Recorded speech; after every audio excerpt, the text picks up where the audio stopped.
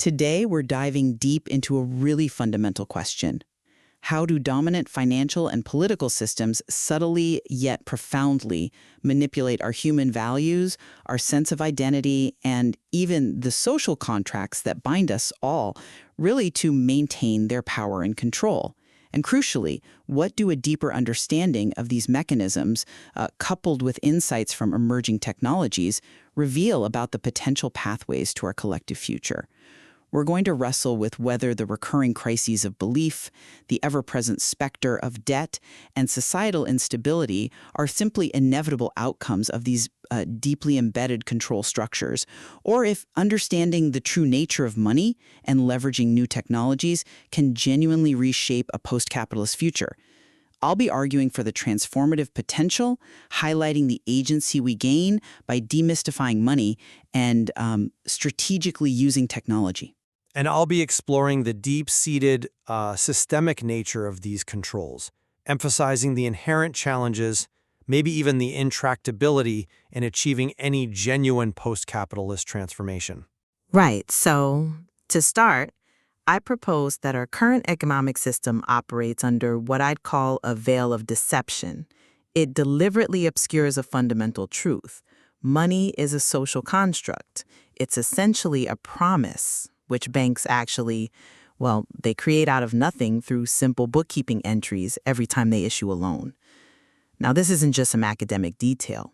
This demystification is the absolutely crucial first step in reclaiming money creation as a public privilege.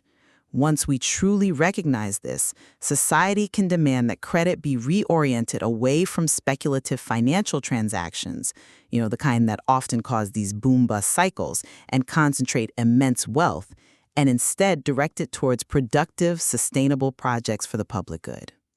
This understanding empowers what I refer to as a hyperstitual revolution. Think of it as a collective belief that's so powerful, it literally helps bring a new transformed system into existence, much like, our collective belief in money gives it value in the first place. Imagine practical applications. Universal basic income, UBI, coupled with full automation, could truly liberate humanity from drudgery. And technologies such as blockchain, with its decentralized nature, offer what I call route-arounds, pathways to escape established governance. As the cybernetician Stafford Beer suggested, we could even redesign government as a liberty machine, empowering local communities with genuine financial autonomy. That's certainly a compelling vision, but I come at it from a different way. While the demystification of money is undeniably vital, we simply must confront the deep historical patterns of control that show us how debt has consistently been a tool for establishing and, frankly, justifying extreme inequality.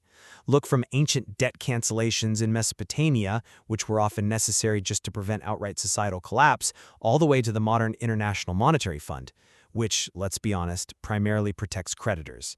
The system, in many ways, seems fundamentally designed to maintain existing power structures. I'd argue that modern capitalism, it strip mines culture, meaning it actively exploits and extracts from our core human values, it unravels our social contracts and creates an artificial scarcity of time, even when we have this incredible technological abundance. This relentless pressure, in my view, actively inhibits the group consciousness necessary for any radical, systemic change. Consider the proliferation of what the late anthropologist David Graeber called bullshit jobs. Work that even the employees themselves often deem pointless, yet are frequently well paid. These jobs breed guilt, anxiety, and depression, which severely fragments individual identity and makes genuine collective resistance incredibly difficult. Furthermore, this idea of the slow cancellation of the future, a term describing a sense of cultural stagnation where genuinely new futures seem impossible, it illustrates capitalism's profound capacity to absorb and neutralize potential alternatives. This suggests that even proposed solutions, like certain forms of accelerationism, might merely lead to capital's auto-development, essentially bypassing human agency altogether, or simply devolve into what's called folk politics, small, localized actions that lack the power for true liberation. And then there's the pervasive influence of what's been called the cathedral, this loose network of dominant institutions like government, mainstream media, academia, that collectively enforce a certain kind of thought control, presents a formidable barrier to any genuine transformative shift. Okay, I appreciate that historical overview, but I'm not convinced that it fully accounts for the mechanism of control today. Let's really delve deeper into the nature of money and credit, because my contention is that the very obfuscation of how money is created is the primary lever of control. The fact that commercial banks create new money ex nihilo, literally, out of nothing, and that terms like lending are often mystifications, simply ways of making a complex process seem straightforward, is central to how the financial system maintains its grip. This deliberate narrative justifies charging interest and, more importantly, conceals the immense power banks wield over the money supply. They're portrayed as these humble servants, simply facilitating transactions, rather than, profit-driven entities with immense systemic influence. Consider the historical role of central banks. The Bank of England, for instance, originally established to fund wars, and the U.S. Federal Reserve just before World War I. These examples highlight how this unseen power can be leveraged for state interests, providing what are effectively unlimited war chests.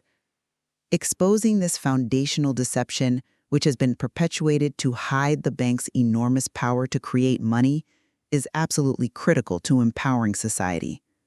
It allows us to demand a redirection of credit towards productive, GDP-contributing, and sustainable projects rather than the speculative ones that so often lead to the crises you mentioned.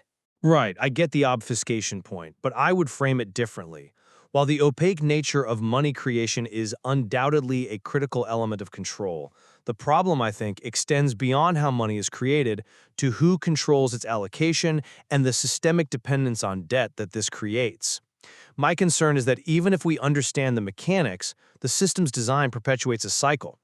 Recurring debt crises, as we've seen historically, are an inherent feature, precisely because the money supply and economic growth are entirely dependent on banks issuing more credit.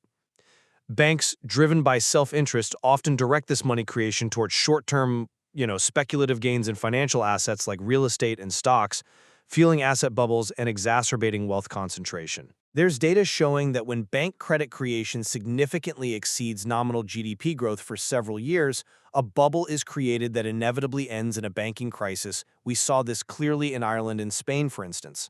So advocate, even with increased public awareness about money creation, aren't the extra-democratic institutions of central banks and the entrenched interests they serve so powerful that the entire economy remains, hostage to debt, making true public control incredibly difficult? The moral obligation to pay debts, even when exploitative, is such a powerful and recurring theme used to justify inequality, often overriding any kind of demystification. And building on this, the fragmentation of identity is further exacerbated by modern communication technologies and the proliferation of those bullshit jobs we just discussed. Marshall McLuhan, the media theorist, noted that new media cause a loss of identity, leading to what he termed a moral anarchy, a kind of breakdown of traditional values and a desperate quest for identity that can manifest as violence or radicalization. When people lose that firm footing in a rapidly changing electronic age, they lose their relation to traditional moral structures. And as I mentioned, people in these bullshit jobs, despite often being well paid, suffer from guilt and anxiety precisely because their work feels meaningless. There was anthropological research even indicating that the more your work benefits others, the less you're typically paid, which makes the meaninglessness even more acute for those in high-paying, useless roles. Dominant systems actively manipulate this fragmented state through identity politics to prevent solidarity and foster what I'd call the middle-class illusion, to suppress class consciousness, deflecting attention from capitalism as the true enemy. Advocate, how can we possibly develop the group consciousness needed for effective collective action when individuals are so deeply fragmented and isolated by these systemic forces? It seems to me they are trapped in this cycle of individualistic dissatisfaction. Okay, I understand that concern. I really do. But my perspective is that these issues aren't inherent flaws of human nature. Rather, they are design consequences of the current system. And crucially, they can maybe be changed. The artificial scarcity of time imposed by capitalist imperatives, intensified by what some call communicational parasites like smartphones that constantly demand our attention, is precisely what inhibits the kind of consciousness needed. By developing a group consciousness, a collective awareness that grasps capitalism's totality, its mechanisms and effects, society can shift blame from individual failings to systemic issues, fostering true agency. Consider the potential. Full automation combined with a sufficient universal basic income could liberate humanity from drudgery, allowing for a profound reevaluation of work and extensive experimentation with new social structures, moving us beyond remuneration as the primary model. Promising UBI pilots in places like India and Namibia suggests that when people are freed from that constant financial pressure, they actually gravitate towards useful, meaningful activities, directly challenging the notion that they would simply do nothing or only useless things. The historical excuse of scarcity for repression is rapidly weakening with technological abundance, revealing what Herbert Marcuse called surplus repression, domination aimed solely at maintaining power, not out of any real necessity. This, I believe, can and should be challenged. So, given these possibilities, let's consider how we might move forward. Cybernetic principles, the study of systems and control, offer a powerful framework for actively redesigning government as a liberty machine, one truly capable of responding dynamically to societal needs. The current misuse of powerful tools like computers, which often simply automate old, limited processes with inherent time lags, consistently leads to instability. Stafford Beer himself, a pioneer in this field, explained that governments often find themselves doing exactly the wrong thing most of the time because their models of reality are outdated and their reaction time is just too slow compared to fast-moving economic cycles. However, by creating dynamic models and what he called high-variety regulators, systems capable of responding to a wide range of inputs, we can transcend these limitations and potentially prevent catastrophic collapse. Furthermore, blockchain technology offers what I see as libertarian potential. By providing its own verifiable objectivity and creating these route-arounds around traditional control structures, it allows for capital's auto-development in a decentralized way. This could bypass central authority and reclaim autonomy for individuals and communities. This provides a tangible path to decentralization and new forms of social organization that can be, as I see it, demanded now. Well, hold on, I'm sorry, but I just don't buy that optimistic framing of the future quite so easily. While cybernetics certainly offers crucial insights, Stafford Beer himself warned that institutional internal organizational instability can easily lead to catastrophe, particularly when systems cannot react fast enough to avoid shocks, or more permanently, when power is not relinquished. He famously noted that people who have power simply never hand it over to others. Attempts at change, therefore, often result in the adaptation of the bureaucracy and continuing to produce itself rather than any true dismantling or transformation. Advocate, you speak of capital's auto-development through blockchain, but I worry this echoes Nick Land's accelerationist view.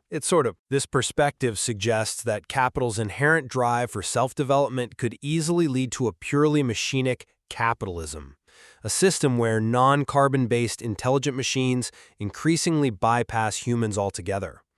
That wouldn't be a liberation for humanity, but rather an emancipation of the means of production from human constraint. This trajectory really questions whether technological acceleration truly serves human emancipation or some deeper non-human systemic drive. It could lead to a future where humans are simply irrelevant, perhaps just as Elon Musk provocatively put it, a kind of biological bootloader for artificial intelligence. This isn't a future to be demanded now, but one to be gravely concerned about, I think. Our discussion today really highlights the profound tension between the deep-seated mechanisms of financial and political control that you've so expertly laid out and the possibilities for transformative change that I believe are within our grasp. On one hand, the demystification of money, the fundamental reevaluation of what constitutes meaningful labor, and the conscious application of cybernetic principles offer concrete avenues for redirecting collective energy towards post-capitalist futures. Understanding that money is a social construct and leveraging technologies like UBI and blockchain, when consciously directed, could genuinely empower new forms of collective consciousness and autonomy, creating that liberty machine that truly serves human needs and fosters a more equitable society. Have explored the pervasive historical patterns of debt as a tool of inequality, the fragmenting effects of bullshit jobs on individual and collective identity, and the powerful ideological controls exerted by systems like the cathedral. These forces, alongside the slow cancellation of the future, suggest that overcoming what's been called capitalist realism, the widespread belief that capitalism is the only viable economic system, and achieving genuine liberation is an incredibly complex, ongoing struggle. It's a struggle where even the most advanced technologies, as we've discussed, could be co-opted or lead to unforeseen, potentially dehumanizing outcomes, such as the emancipation of the means of production from humanity itself, reducing human agency rather than enhancing it. There is certainly no simple resolution to these profound questions, and the path forward remains one of critical inquiry and constant reevaluation of our assumptions. Indeed. We invite our listeners to consider these multiple perspectives as they navigate the complexities of our current moment and contemplate their own role in shaping what comes next.